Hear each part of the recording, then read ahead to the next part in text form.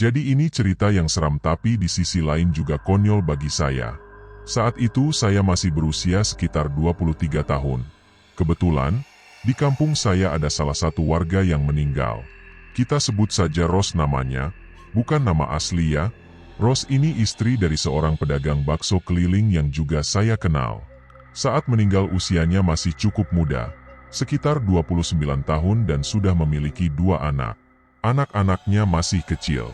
Yang pertama 5 tahun dan yang kedua 2 tahun. Dia meninggal karena kecelakaan motor bersama sang suami. Suaminya selamat, tapi sayangnya Ros tidak.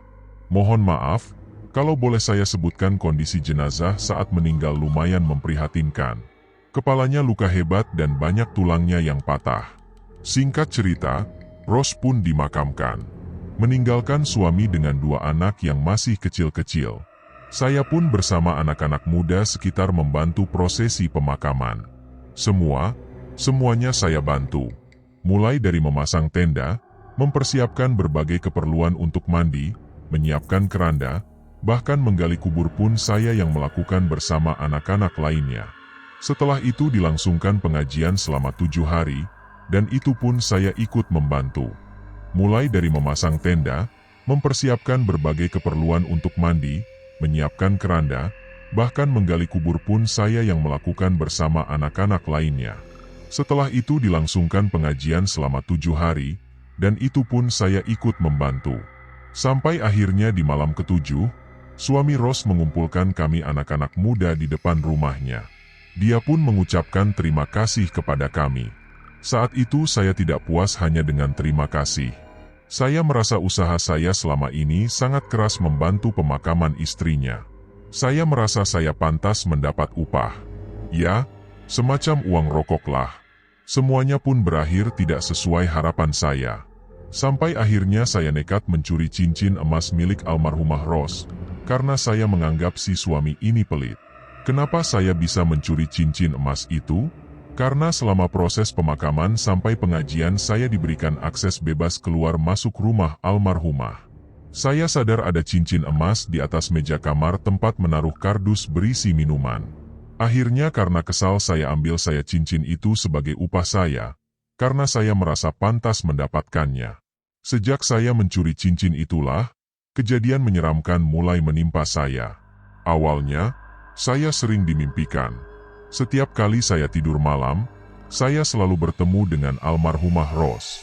Dalam mimpi saya, dia hanya duduk sambil memandang ke depan dengan wajah sedih.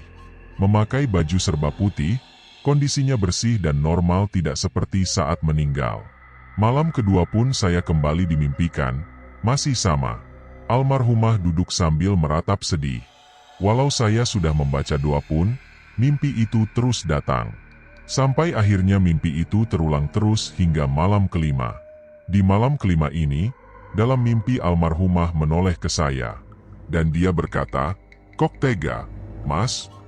Seketika saya terbangun dari tidur. Waktu saya terbangun itu, jam masih menunjukkan pukul 1 tengah malam.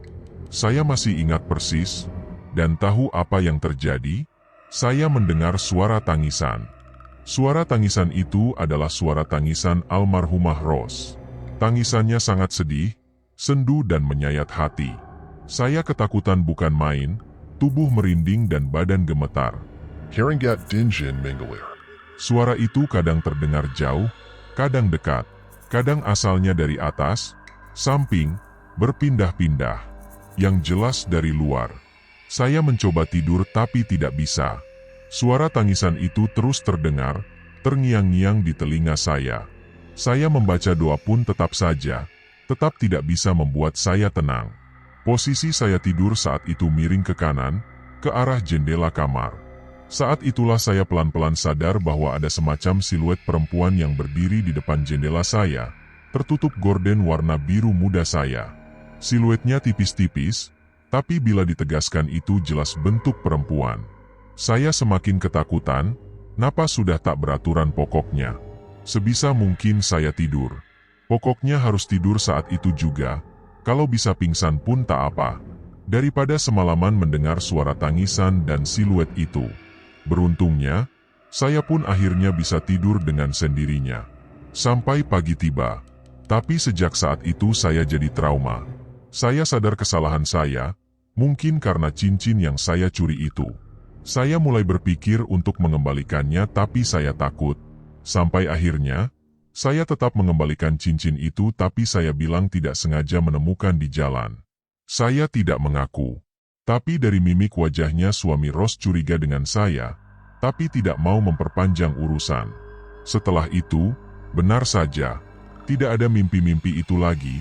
Saya mengirimkan doa kepada almarhumah sekaligus meminta maaf. Saya juga jadi lebih rajin ibadah walau tidak begitu pandai. Tapi saya masih trauma bila ada perempuan menangis.